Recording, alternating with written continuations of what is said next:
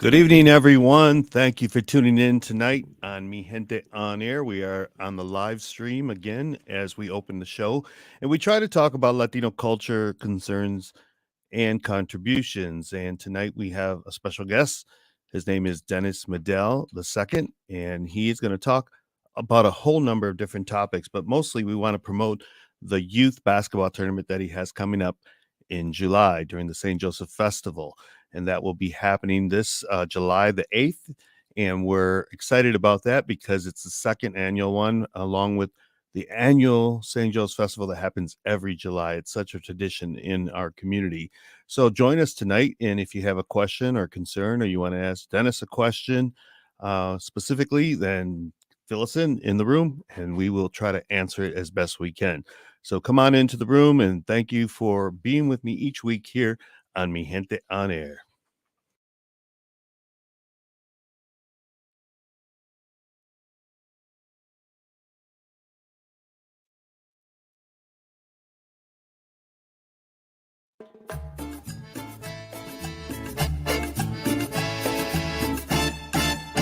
Welcome to Mi Gente On Air on 100.5 and 790 News Radio WSGW and online WSGW.com. Now, here is your host, Larry Rodarte. Welcome to another edition of Mi Gente On Air. And yes, I am your host, Larry Rodarte. Here we talk about Latino concerns, contributions, and culture. And there's a lot to talk about. We are a vibrant community in the Great Lakes Bay region. We are headed into the summer months, and with that comes festivals and outside of events where we can enjoy the outdoors. And one of the big events is the St. Joseph Festival that happens every July. Last year, they added a youth 3x3 basketball tournament that was highly successful, and kids were showing their skills playing ball guided by a team of volunteers. And at the helm of this event is the youth director, Dennis Medell II, who is going to talk about the event and about his life, his experience as youth director, and so much more. Please help me welcome Mr. Dennis Medell to Mi Gente On Air. Dennis. Hey, thank you very much, Larry. Thank you for having me today, and thank you for letting me use this platform to highlight not only the youth, but the basketball and things that we're trying to bring to this community. We want to bring some positive events here in the city of Saginaw, and this 3-on-3 basketball tournament is just one thing that highlights many of our youth.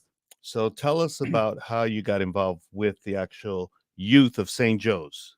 Okay, well, I've been a lifelong member of St. Joe's, and my friend, to be honest, I remember Mr. Banda, Jesse Banda, was our youth director when I was a young child, and he just made such an impact on me.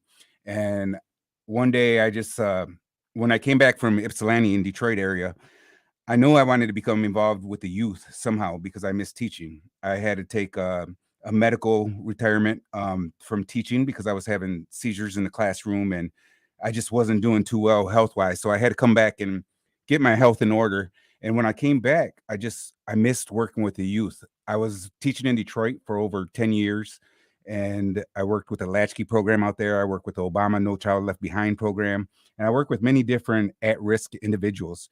And when I came back, there was something missing from my life, and wasn't quite sure what it was, but I knew that I wanted to interact with the children, and I knew I wanted to help use some kind of platform to reach the children and try to bring them closer to God, and not only just God, but also help them become involved in the community, doing community service and just doing things where they could make their imprint in society. Right. And it's been a long time. I mean, many of you know I'm related to the Medell family. Dennis is one of the Medells, and I've seen him grow up. I've seen him very young. I knew his father very well, and his mother, who was a great teacher in the Saginaw Public Schools. And a number of years have gone by now, and we're older, and it's our time to give back to the community and the youth, and to kind of guide the next generation, which I think is a big task at hand. It really is, and there's a lot of negative connotations that are just automatically assumed from our not just society but Saginaw in general. And that's one of the things that I had hoped that I planned to change, and I want to interact and help our children and teach them not only just school, but I want to give them technical skills, and I want to teach them how to do things like resume. I want to teach them how to go out in the community service. I want to just teach them how they can be a contributor to society. Yeah, because we are, like I said in the beginning of the show, a vibrant community here in Saginaw. We're second, third generation. We're not immigrants really in the area, although there are some. But it's, we have had the experience from our parents, our grandparents, who were the ones that came to Saginaw, the area. And we have adjusted and assimilated to this community, and we're part of the community in a big way. And so it's our time to give that back in terms of to the youth, the knowledge that we have acquired through the years. And I think you're doing a great job with that with the youth at St. Joe's. Can you tell us a little bit about that experience for you? Well, to be honest with you, I've had my relationships uh with the church and with God, and it's just I've I've never left, but I've kind of drifted away part in college, and that was just I don't know what that was due to, but there was something that when my father passed away, I just knew that I had to become a lot more involved. I knew that I had to help out our youth a lot more. And so it was just drawn upon me that I had to get involved in the church, and luckily St. Joe's gave me that opportunity to go in and work with the youth. The youth director before me was Soli Gaiton, and she just became too involved with a lot of COVID. The COVID took the church into a whole new spin. I mean, it took society and the world into a whole new atmosphere. But the youth group kind of they broke up a little, not broke. I don't want to say broke up, but they just kind of disbanded because there wasn't an active leader at the time. So I just knew that it was time for me to step up, and it was time for me to try to make that change. Yeah, yeah, and St. Joe's and the community lost Christina Gaiton, who was really involved with the youth as well for St. Joe's for many years, and then her daughter Soli Gaiton and Lebrado Gaiton, who is Deacon Lebrado Gaiton now, Yes, all part of Papa. St. Joe's in the community, and I think it's a special knit of people that have, like you said, been there a long time. It's the community where the Latinos in Saginaw, and I'm saying this to my non-Latino listeners, the Latinos in Saginaw, that became the mother church for so many, especially in the 60s and 70s, as families were coming more and more because the husbands or the fathers were hired into General Motors there at the Gray Iron plant. And so St. Joe's really became the hub. And then that's where in the late 1920s, the Damas de Guadalupe were actually formed, which they're almost going to be celebrating 100 years very soon. By the way, St. Joseph Church is celebrating 150 years this summer. And they're having a big festival, fiesta, another one in September outside of the St. Joe's Festival. So two big festivals coming for St. Joe's. But let's talk about, Dennis, where you come from, because you're part of the Medell family, a huge family in our community. Tell me who your parents were, who your grandparents were, so that people can get a sense of your background. Okay, so my grandparents, Joe Mendez and Adelia Mendez, and my grandpa Medell and my grandma Medell, Willie and Theodora Medell. I mean, we have strong roots, man. We have big family. My dad had 8 brothers and 4 sisters, and so family has always meant something strong to me. I mean, here in Saginaw, if I can back up a little bit, my grandparents, my grandfather came here when he was 12 years old, and he went back and he grabbed his family, his brothers, and he brought them back to Detroit where they worked. And he worked in the fields, and he worked basically almost anything. And in doing that, when I was 12 years old, I wanted to experience what they had done. So I went and I worked for Hemmeter's Market. And at the time, I had to lie to the guy, and I told him that I was 15 years old. I mean, I was just a big kid, so I mean, he wasn't gonna deny me, But that was great just to see. It was hard work, man, and we worked 10-hour days, and my grandpa at that time, my grandpa I think was 50, 60 years old, probably 60, 60, 70. Anyways, however old he was, I just remember we were doing the sadon, and we were working the beans and the corn, and I just remember looking up, and my grandfather was 2 rows ahead of me, and he was always telling me, hurry up. And I just, there was no break, and that was good to see. So I remember those kind of memories set up to me. So it was good to see what they had gone through. You know what I Hmm. mean? Hmm. I've lived a great life, Larry, a great life. But it was great always to have my grandparents to look after them, the hardworking. My grandpa Joe Mendez was a hard worker in the foundry. My grandma Mendez made tortillas and made tacos for him to go sell at the foundry. My grandpa Medell was always working. It's just working has always been something that has been instilled in me. And I come from a background where I like to think that I had a really good childhood. And growing up, I had everything. My parents always provided whatever they could for me. And I guess you could say I was spoiled. I was a mama's boy. I am a mama's boy. And but in doing that, I also went through some hardships, Larry. I had a couple bouts with cancer. I'm a testicular cancer survivor, and I am a liver cancer survivor. I had a liver transplant in 2016, and in 2008, when I was at teaching in Cesar Chavez, my health wasn't the best. I was really out of shape. I partied too much. I did a lot of crazy stuff. I was up to about 336 pounds at that time. Wow. And I just wasn't living a good life. I really wasn't. I just wasn't being what I was meant to be. So in coming home, and getting involved with the youth group, I also started going out. Shout out to Planet Fitness. I started going out to Planet Fitness and working out. And today I weigh 230 pounds. I was 215, but my wife recently had a baby. We had Dennis the third, and over that pregnancy, I didn't eat the best. I ate a lot of tacos and a lot of hamburgers, and I gained probably about 15, 20 pounds. But, now I'm trying to get it back. We had the 5K this weekend for St. Joe's. And in doing so, I had my best 5K time. I did 46 minutes, which is phenomenal for me. Maybe I stopped the watch a couple of times, but it was 46 minutes. So yeah, so I'm trying to get back. I've just recently been appointed to volunteer for a grant that the city of Saginaw's got. We got a $500,000 grant, and we're going to be doing computer labs. We're going to be doing just a bunch of different educational things that we want to bring to the children. Just to try to keep them off the street. And that's always been my main focus, is just to try to be a big brother, to try to be not a friend, but a big brother. Hmm. And just try to uh, help these kids go down the right path. Okay. Okay.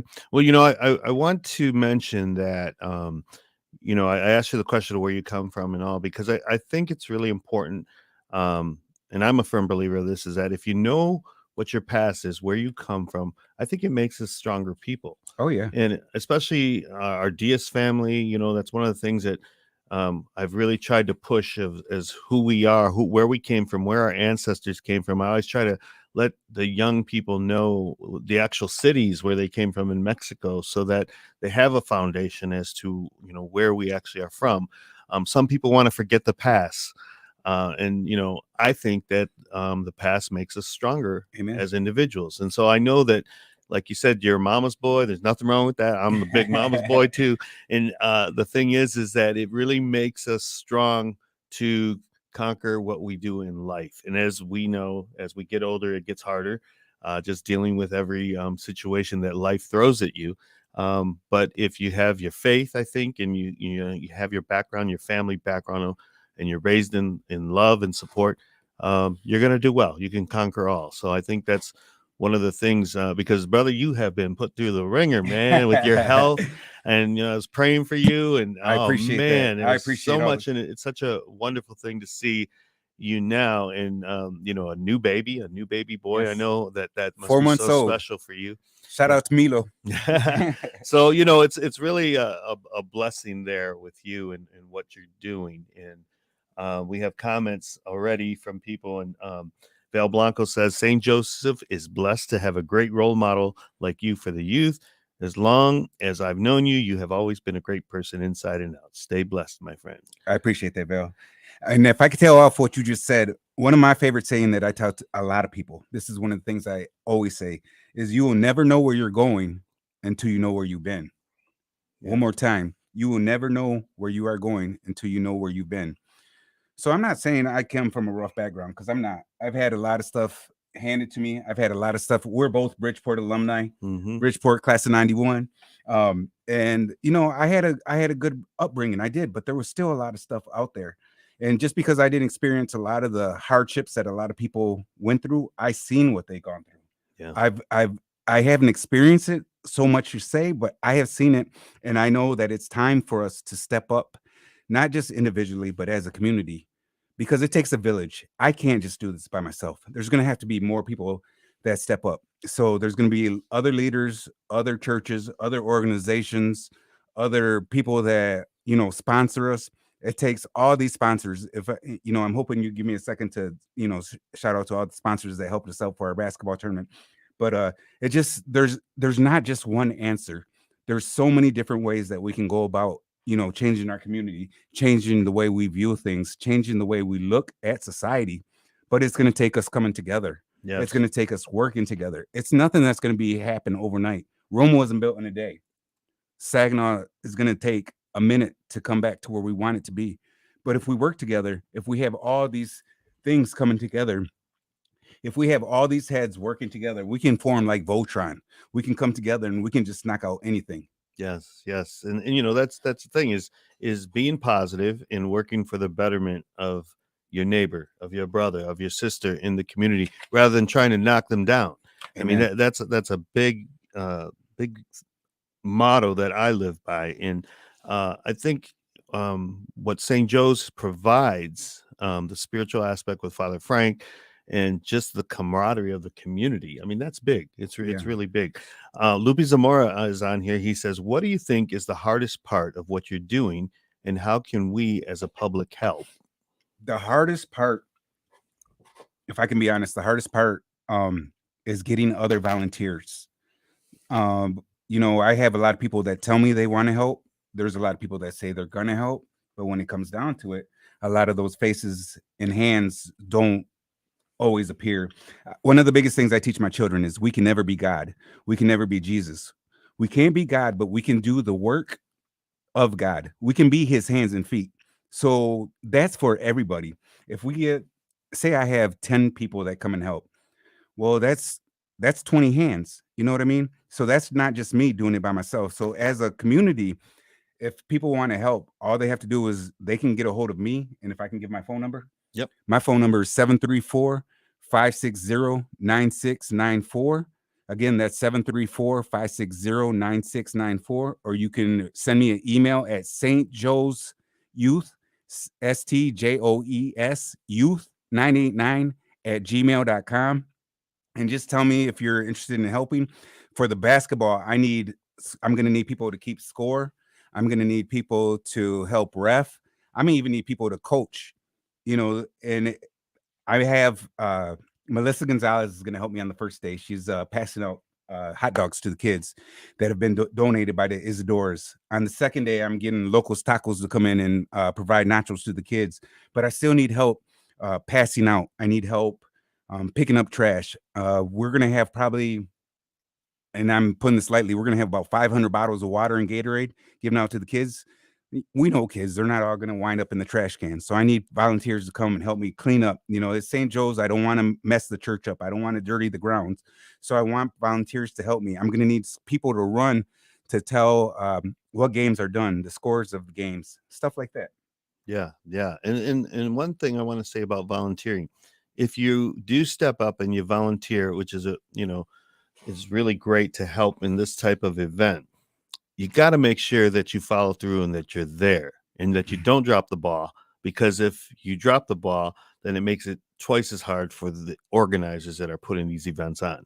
Exactly. I know that this has happened in the past where people sign up or whatever, but you got to if something comes up, because life happens, something comes up, let them know so that they're not counting on you. And I'm speaking from experience. I'm speaking from talking with others that have worked these events, and I know that's volunteerism is so important, especially for a community church event like the St. Joseph Festival. And the great thing about this organization, or this tournament rather, it's only from 12 to 4 on July 8th and 9th. So that's 4 hours.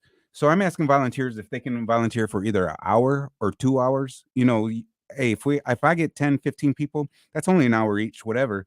And then come on in, just help out the church, and we'll go from there. How many kids would you say were at the tournament last year? And give me what are you calling it? To the youth 3x3, I call it St. Joe's 3-on-3. 3-on-3. I Yep, was saying three because I see three times yeah, three. three times three. I know that's confusing. People tell me not to do it. I don't know. It was something I first put down on paper, and I'm not one to go back and change things after I put them down. So Yeah. So how many would you say were participated in, and how many do you expect this year? well, last year we had 20 teams, and this year we've hit the ground running for about 6 to 7 months. So we have all of. I don't want to say we have all of our sponsorship, but we are a lot further in our sponsorship than we were last year. Last year we had 20 teams that played. This year my goal is 40 teams. So 40 teams, that's times 4, that's 160 kids. That's 160 kids that we're going to have at St. Joe's. So any volunteers that I could have come help me corral these kids. I plan on having speakers that are going to come talk to the kids. I have my buddy Ernesto Mejia. He lives in Florida right now. He is with Cool Speak. He sponsored us $500 for our tent. And so I'm going to have him come in and talk to the kids about college, and come in and talk to the kids about other things that they can get into, just staying positive. I think it's important for these kids not just to have the tournament, but I think it's important for them to have people come in and speak to them so they can see role models, so they can see people, their skin color, so they can see people that look like them and see things that they've done. Yeah. Because Ernesto and I, we were not always good students. Ernesto and I, we were not always good people. But this man is doing good things in the community. This man is doing good things throughout the United States. He goes city to city and talks to a bunch of, children, and tells them about kids, tells them about their experiences. And I have no problem telling people about my experiences either. Well, it's important. I think it's really important, and I know that you're doing a great job over there, and I see the kids that are active and involved, and I really feel that that's so important for their upbringing, so that they will contribute to society later in life. That's a big thing. In my group at the St. Joe's youth group right now, and I call our youth group Aspire. That is if you see any of my posts, I hashtag the end of it is Aspire. I want our students to aspire to do things. Aspire what? Aspire to be in government, aspire to be a leader, aspire to change a community, aspire to build and help knock down these negative connotations, these negative ideas that are pegged on our society, that are pegged on our children. Right now, I have 30 kids. When I had my last Thanksgiving thing, we had 30 kids that showed up. And out of those 30 kids, there was only 4 kids that were not St. Joe's students. But I'm not going to tell any kid that they can't come to our group. Hey, Jesus never turned anybody away. I'm not turning anyone away. If they want to learn about the Lord and they want to learn about things that we can do in the community, our group, we've gone to senior citizen homes. We went to this past Easter. We made 90.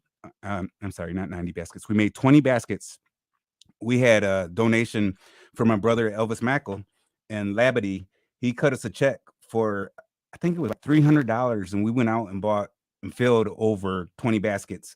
And we even had extra. We went out and just gave some to some of the seniors from our church.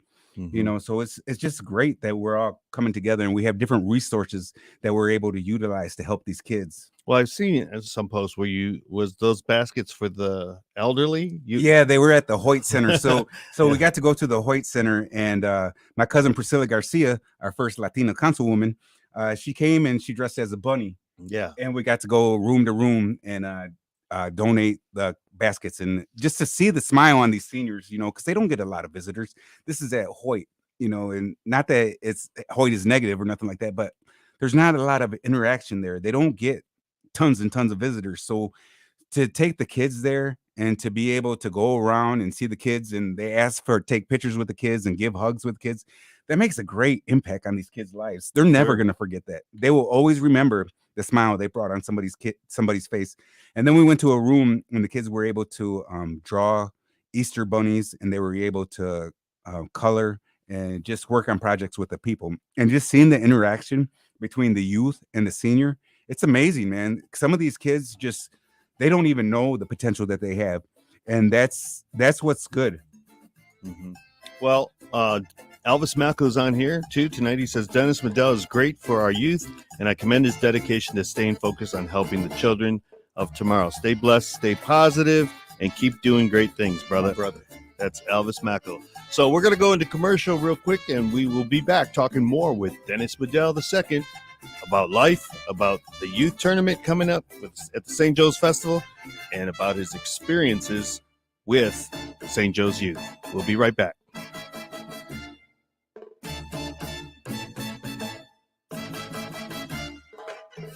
You're listening to Mi Gente on Air on WSGW.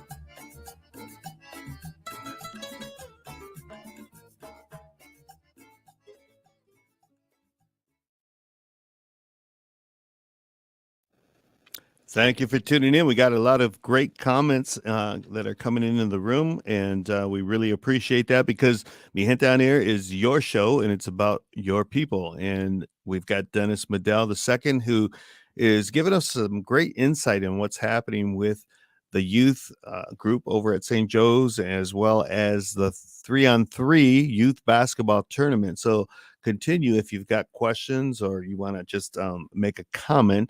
We're here. Dennis is here. I'm here. And we're talking about Latino culture, concerns, and contribution as we do every week on Mi Gente on Air. So you got a lot of people that are just saying hello. You got Jeffrey Weaver. He's on here listening and watching. A good guy that helps over at the Union Civica Mexicana now, as well as St. Joe's, as well as from Lansing, Carlos Eldaco. What's up, Dennis? Blessings, Hey, brothers. See my y'all buddy. in Saginaw again soon. And then we've also got Augustine Delgado. God bless you, my brother Dennis Medell, class of 91 Bearcats. Pastor D. Yep. God bless you and Larry as well. I didn't know he was class of 91 Yes, too. sir. Wow. Yes, sir. And Jonathan, my producer here, he's with me. What Jonathan doesn't know is that so many years ago, and we should be in the show on this part, but I was doing the AAA traffic reports in Michigan. And I just graduated from Specs Howard, and actually it was my first broadcasting job. And I would call Dennis. Do you remember early in the morning you were getting ready for school? And you must have been in high school by that point. Because it was 9. You must have been a senior, but I would have you listen on the program. Mhm. Do you remember Yeah, I that? do That remember. was so long I do ago. remember. We were so young. Yes. Yes. Well, Jonathan's just starting his journalism career in broadcasting here at WSGW, and he's doing a great job. He's got a lot of responsibility. Is now producing Art Lewis's show. Man, Oh yeah. and he's here with us Latinos on Mi Gente on Air. So kudos to you, Jonathan. We better go back into the show. We got another 24 minutes of Mi Gente on Air with Dennis Medell II. We'll be right back.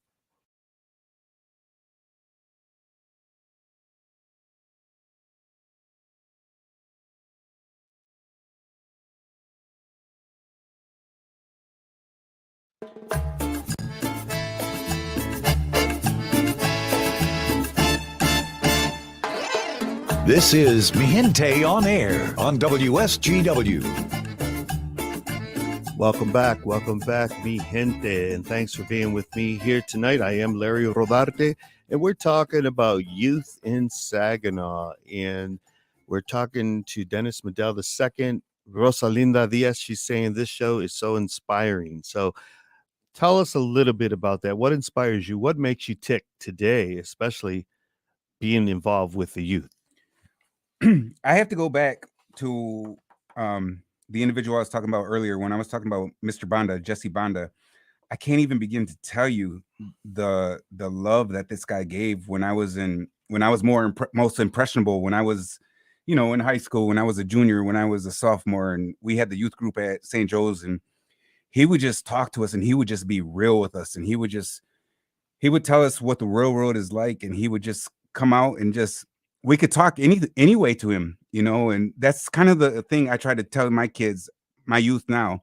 I tell them all my life experiences, both positive and negative, all the dumb things that I did, I don't mind telling them. All the things I've tried, I don't mind telling them because they need to know. If they don't know, if they don't hear from other people, then they're not going to know that experience. They're not going to know, you know, they don't know they say children are like a blank canvas. They're like a whiteboard, and it's true. And they won't know stuff until we tell them. There's history books, there's other people telling them stuff, but unless we give them our own personal experiences, a lot of them won't know. And that's the thing. We can't be afraid. We have to open ourselves up, and we have to show other people some of our mistakes, some of our faults, some of our trips. And trust me, I've tripped, Larry. I Hmm. have. I've made some bad mistakes, but we learn from them, and we try to teach our youth as well. Now, Jesse Banda, that's Cynthia's dad, right? Yes, His father, do you know his name? I don't know his name. I believe his name was Augustine. I'm not sure. Yes, yes, yes, yes. And he Mhm. was really involved with the Union Cívica Mexicana.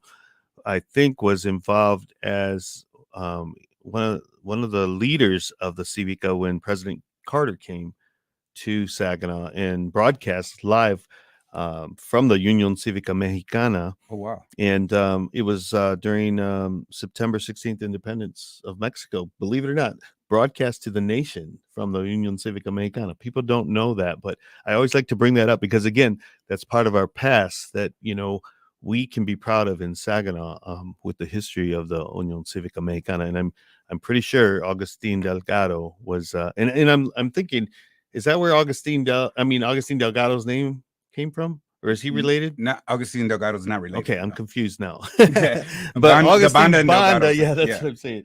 See, Augustine Delgado put a comment on here. That's why I was That's reading my his boy, name. though. That's my boy. Yeah, Pastor Pastor D. Pastor Augustine Delgado. Well, also on here, Santos Pachanga, Hey, guitarist. He's out in LB. Texas. He says, "I see you and hear you, brother. How can we help and donate?" Well, the best way to donate, I would say, would be to, if you want to donate, you can either make a donation to the church, you can drop it off to the church, you can send a check in to 936 North 6th Avenue, that is St. Joe's. When you do send a check or money, you can please put in the memo that it's for the basketball tournament. I'm not saying it won't wind up there, but let's just put it, just to be safe. Let's say that it's going to the basketball tournament. So all you have to do is in the memo, just put 3-on-3 basketball. So last year I was there. I went and attended, and there was not only male youth, but there was female youth playing basketball. Our little cousin. Yeah, my little niece, Yes. Gia. She's Gia. phenomenal in her. She's gonna be 10 this year, actually, believe it or not, in July. Um, how difficult is it for girls to be involved in basketball? It's not difficult at all. The problem is that we don't have enough teams. So I've advertised it. I don't advertise a women's division just for the simple fact that we haven't received enough female teams. However, if I do get enough teams, I have no problem making a girls division. However, last year Gia played with the boys, and I'm gonna be frank with you, man. She outshot some of those boys. So if the girls want, we also have Nadia. Nadia Hernandez, that's my cousin Tony's daughter. Yep. She's gonna be playing. She'll be playing with my little cousin Chuck and my cousin Seuss, and I can't remember the fourth boy. But so the girls are allowed to play. All they have to do is just come and just sign up just as well. And if we do have enough teams, I'll form a girls division. I have no problem. I want this to be big, Larry. Like I said, 40 teams is my goal. However, I'm going to be honest with you. I want this tournament. I played in 1991. I played here in the Gus Macker. Toilet Bowl champion, baby. That's what we won, the toilet bowl. But I remember playing in the Gus Macker, and it was fun. We played right in front of the Civic Center. It was a Civic Center at the time. We were just talking about that today because somebody said that they actually shut down Johnson Street. So Yes. that the Gus Mackers. Yes. And I think Jesse Vasquez reminded me of that. And I had totally forgot about it. But the Gus Mackers was huge. It was in the day. It was big. It was so big that I would bring 5 of my buddies from college, and we formed a team. And actually, I think we played 2 years in a row, but they took it away. They said it was a little too much violence and a little too much blah, blah, blah here and there. But that's what I want. That is one of my main goals, is to bring positivity back to the city, bring a basketball tournament back to the city that we can be proud of, something that our people, some people in Indiana can say, hey, we went to Saginaw, Michigan. Yeah, they call it Sag Nasty, but what? No, Saginaw Awesome. That's Yeah. what we're gonna call it now, you know. And the thing is that I want our city to be upheld. I want our city to be loved. You know, I want our city to to keep building. Well, look at the basketball players that come out of Saginaw. I remember Jason Richardson playing Jay at the Gus Rich. Smackers with my nephew Junior Rodriguez. Hmm. I'm talking, the '90s, but he is going to be inducted into the Saginaw Sports Hall of Fame this year, Jason Oh, Richardson. we're So, deep, man. We're yeah, deep. We got Draymond. We got Monty Brown football. We got all kinds of people out there that have just done a lot for Saginaw. yeah, Darwin Ham, who's Darwin making Ham, coach of impact. the Yep. Lakers. Hmm. I think they're gonna steal one. I think they're Yeah. gonna steal one. Wow. So, yeah, we come from a great history of that. And I saw you at the Cinco de Mayo. You were upstate at the stage with Connie Medell. Connie was put on the spot by Stephanie Montiel to actually sing, and you and Dwayne were pushing that microphone. And I'm thinking, why isn't she singing? We know she's got a beautiful voice. Yes, she does. And she came from San Antonio to be with us for our Cinco de Mayo. What was that experience like for you, this Cinco de Mayo this year? Well, I tell you what, man. If I can go and talk, we this year I want to thank you for letting us honor Chuck and Sonny, and they had two beautiful floats, and we got to ride side by side, and that was cool. And it's just I've been involved with the Cinco de Mayo for a while, but this year just meant a lot, just because we got to highlight both Frank and Chuck, and both with the bully walk and playing the old school music. I don't know if you were out there and heard the floats go by, but it was just a different vibe this year, and it was great just to see so many people come out and embrace our culture. You know, there's a lot of people that say, you know, why are people dressing up with the fake mustaches and the hats and stuff like that and the stereotypes? And it's true that builds, but hey, also you have to realize that we're also being recognized. You know, Yeah. and that's something that might not have happened back in the '60s. I don't know if we would have had, you know, or when we were having the race rights, if we would have been pushed or we would have been highlighted. And it's so great to see so many. We have at the festival, we had wrestling. You know, we had the singer Stephanie Montier and Eddie, and all the taco stands, and just to see all the gente, and there wasn't no trouble whatsoever. And that's one of the best things that I like. Yeah, yeah, definitely. But just to uh, the parade route, just to see that many people coming out of all walks, that's what was really wonderful to see, was that they were celebrating the Cinco de Mayo parade that many of them grew up on. How many participants were in this year's? Oh man, I'm not sure, but we had way over 100 entrants. That's a Oh, lot. awesome! And That is and awesome. actually, I thought it was a long parade. I was like, okay, when I got to get going over to the festival, and then Jonathan, my producer here, I'll put you on the spot, Jonathan. We were actually doing commentary from Washington in front of the SVRC, but the Nice. battery went dead, and so like when it went dead, I'm like, I'm out of here. It wasn't at a bad time either. Yeah, Like 'cause- given all things, that's probably the best point that battery could have died. But how much time would you say we were into that as that battery went dead? Because I think the bulk of the parade I think it was gone about through. 50 minutes, and there was still more parade to Yeah, go. yeah. So And I did get to see Frank's float as well as Chuck. I couldn't even talk as it went by. I mean, I was doing commentary, and just when I turned around and looked, I lost it a little bit. Yeah.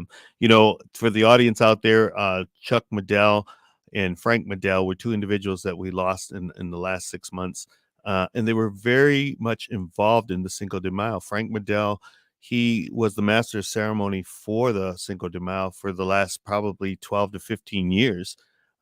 We lost him February 6th of this year. And then Chuck Medell, he started the Bully Walk, which was his love for pit bulls. And he was like a Pied Piper. He'd bring like 100 people to the Yes, parade sir. itself. Yes, sir. And always was looking for me to wave and me to take that picture of him. And it just it was so nice to see an individual that was so active in their love for their culture, and in Chuck's Medell, his love for dogs as well. But he loved our people, he loved our community, and we lost him November 22nd last year. So we dedicated the parade to Chuck and Frank Medell, and their families. They made some beautiful floats, which Frank Medell, the float for Frank Medell won second place of all the Mhm. floats, and we had about 20 floats, believe it or not, in this year's parade. So it was a roaring success in terms of that, because I know sometimes in the past people will say, well, you don't have enough floats in the parade or whatever. but this year we had a number of them. So Angela Blanco, she says, love seeing a strong Bridgeport Bearcats leading our youth. Amen. So much pride and love seeing what you are doing, Dennis. you. Many 90 through 99 Bearcats have found their passion in guiding and building our youth today. You, Santos, Sal, Maria, Jessica, Willie, and so many more. Kudos to all of you. Thank you for coming back to Saginaw. You are blessed and love continued blessings. Speaking of my brother, man, my brother's out in California, and he's running a church out there, and he's doing good things, man. So my brother's staying active. My brother's staying active with the church as well, and he's out in Hayward, and he has a church. I think they have like 200 members in there. But Wow. yeah, so he's doing big things. And the thing I think about your brother, Aurelio Medel, Willie, we called him, is Willie Joe. watching him in the pool at your mom and dad's pool, swimming around, just being a kid. That boy would stay in the pool for 8 hours. And it's been a long time now. Then to see him as a pastor and doing great things, sharing his love for God and Jesus. I mean, that's really powerful and strong. And speaking of your family, we have to talk about your father, because I mean, he had one of the best personalities of any individual I've ever met in my life. Was just so full of love, and was always supportive supportive to me, supportive to our community. We lost him in 2008, and it's been a big absence. I know that it's hard for you, and if you don't want to talk about it, it's okay. But as we're talking about Chuck and we're talking about Frank, your dad was a huge loss for the community as well, because he was a veteran. He was there, at every funeral with the other veterans and doing the salute to the fallen ones. And he just was a great guy. And I know that our entire family, our Diaz family, really misses him. So any comments on your dad? Man, my father was just always a hard worker. I learned so many life lessons from him, as many of us do from our parents. But my father always went to all my football games. Man, if you know Bridgeport football, we were not a good football program. I think we won 2 games, both junior and senior year. But it didn't matter if it was raining, it was snowing, it was hailing. My father was out there, and my father was always encouraging me. And that's probably one of the biggest things that I'll remember. When I walked in, Jeff had on Tiger Baseball. And that's probably one of my greatest memories, was sitting in the garage. My dad would be working on something. My dad was always tinkering in the garage, but he always had on Tiger Baseball. And he'd be, son, are you paying attention? I'd be like, yes, Dad. I can't even change the oil today. But my dad was always just trying to influence us, and he was so big in the community. And the same thing with my mom. I can't go anywhere with my mom and somebody say, hey, Miss Medell, and I feel bad because everybody's like, Miss Medell, do you remember me? And it's like, as an educator, we have 40 kids in the classroom. My mom taught for over 30 years. Man, that's a lot of kids. Yeah. So, and the same thing with my dad. My dad was always playing baseball. They had Los Aguilas. My dad was big in the community at church, helping out. My dad was big with all his nephews and nieces. My dad stepped up when there wasn't a lot of parents interaction, helping their kids. And my dad stepped up, paid a lot of bills. Probably he shouldn't have paid, but that's just dad. My dad would give you the shirt off his back. And that's probably one of the biggest things that I remember about my father, was that my father didn't know how to say no. And, that's a great quality, but it's also a bad quality, Yeah. Well, I couldn't go with the show if I didn't mention your dad, because I mean, Appreciate that. He was such a good cousin. Yes. Oh, he really was. And your mom, Mary Mendez Medell, she was a great educator in the school, and I loved seeing her. She was kind of like leading the parade. I mean, Frank's float with that umbrella. Yes. And I brought her over to the WSGW to talk about the float and on. It was just a really nice momentum to Frank and to Chuck, those floats, and really showcased the love that the family had for them, and their presence was greatly missed this year. It really was. And I think we need to push individuals to be those type of volunteers in the community, especially within our youth. We live in different times now, and I think that they're difficult times, whether it's because of the internet or whether it's because of COVID or whatever. But those of us, we really need to, step back, take a look at our youth, and say, how can we help them today? How can we make them stewards for tomorrow? And I think you're the prime example of doing that within the St. Joseph Church family, Dennis. And I know that this 3-on-3 basketball tournament is going to be a huge success. Pauline Cap, she says the tournament last year was a hit at St. Joe's Festival. Dennis, the youth are inspired by you. If I could go back to my mom, just being an educator, my mom won Teacher of the Year, and my mom's just. I remember so many nights my mom just always doing homework and studying and correcting papers, and my mom as well. Both parents would always give the shirt off their back, but I just remember my mom being such an educator. I knew at an early age. I probably knew in fourth grade I wanted to be an educator. I wanted to be in education, and that was solely because of following my mom's footsteps, seeing what she did, seeing the impact that she did on her community. So much so that when I was 18 years old, I've been in education since I was 18 years old. I started working with the migrant program in the city of Saginaw.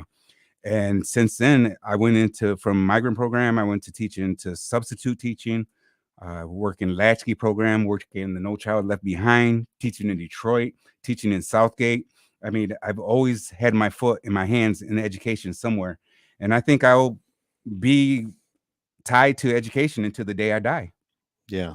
Yeah. And I think, that's a blessing. That's really a blessing to have the patience as an educator to do that, because not everybody can, but I want to mention something here today, because, we have all, we've all experienced great loss, so many this year, with the passing of our relatives. And it's life. We're all going to experience that sooner or later.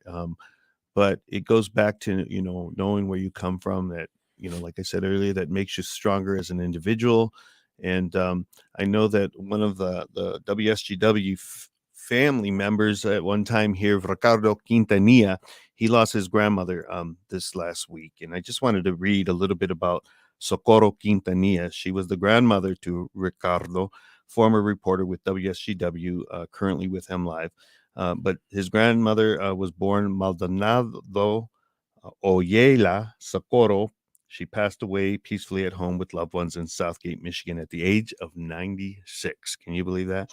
On this last Sunday, on Mother's Day.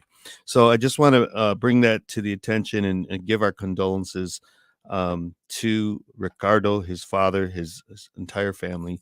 And as we move forward and we go on in life, tomorrow's never promised. We've learned that Yes. very much so this last year.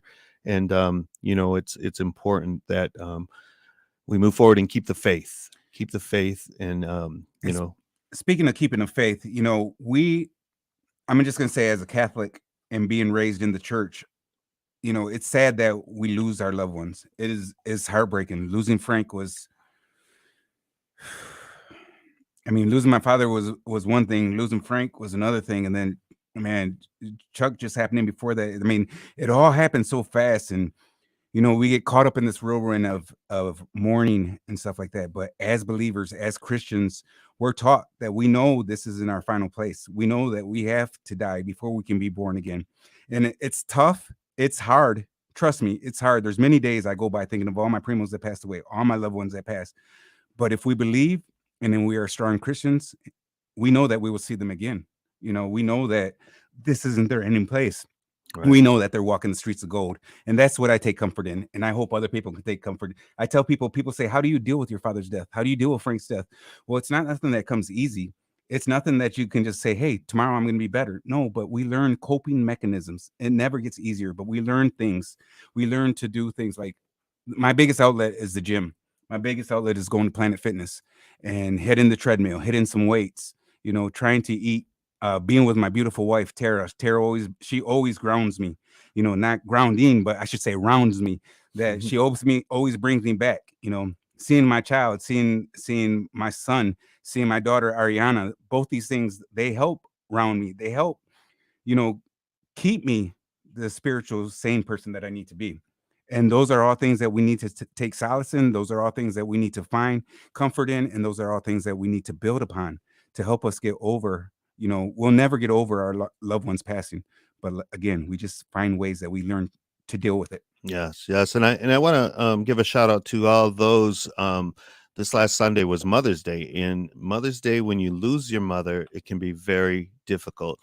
And those who I reached out to because I knew that they just lost their mother within the last 6 months or so, it's probably one of the hardest days in their lives when that Mother's Day comes around and you no longer have your mother with you. But know that she's always in your heart and it gets better. You know, it's been Amen. 20 years for me, and it's still hard, but you learn to cope with it and you learn to try to help others that are experiencing it. And you know, it's the reason I bring that up is because we're so close to Mother's Day as it is right now, to only 2 days ago, and I know that there were so many that were hurting Mhm. during that time. So, and nobody will ever understand that until they do actually lose their mother. To the experience. Yeah, and so we just move forward and go forward, and we just got 2 minutes left in the show. It went that fast, Oh, and I just man. want you to tell everybody about the 3-on-3. Where can they sign up, and give us the times and the date? Giving me 2 minutes, huh? All I right, know. I do a quick rundown. So actually, the tournament started in 2012, and it was started by my friend Gina Fulgencio, and that went to about 2018 until around the COVID hit, and then it kind of stopped. Well, last year I was just sitting at the house, and honestly, the big man spoke to me and was like, "Hey, you got to get the youth more involved in doing something. You got to bring back this basketball tournament." And honestly, that's why I started doing the tournament. So let me tell you about this tournament. The tournament is costs $50. And with the $50, you're guaranteed 2 games. You're going to get T-shirts, a medal. There's going to be a medal for every participant, and there's going to be a trophy for first place, which is donated by Mr. Elvis Mackel. And there will be all the water and Gatorade you can drink. There's going to be 4 divisions. There's 16 and under, 14 and under, 12 and under, and 9 and under. However, if I get enough girls, I'm going to form a girls division as well. If I can just give a quick shout out to some of the big sponsors: Alvarez Jiu-Jitsu, Team One Credit Union, at your service, the Love Shack, Stricker Cosmetology, Sombreros, Locos Tacos, Wanagas, Gonzalez Foundation, Estrella Bakery, Helping Hands, Foes and Cole, Gilly Bistro, DK Realty, Rudy Castillo Law, and the Red Horse. Well, thank you, Mr. Dennis Medell, for being with us. We didn't mean to rush you at the end there, but It's all good. you know, it's always on this program. It seems like we've got so much time, but it goes so fast. Hey, man, I could have talked another half hour. I know. I got the gift of gab. Yeah, and so thank you for all that you do with the youth. It's so important, and I hope that everybody will come out to the St. Joe's Festival July the 8th and support this 3-on-3 youth basketball. And if you have any other questions or you want to help donate, contact Dennis Medell. What's your number? 734-560-9694. Again, 734-560-9694. My All wife will right. tell you that I don't answer the phone, but leave a message and I'll get back to you. All right. Thanks, everybody, for being with me here on Mi Gente on Air. We'll see you next week. Hasta luego.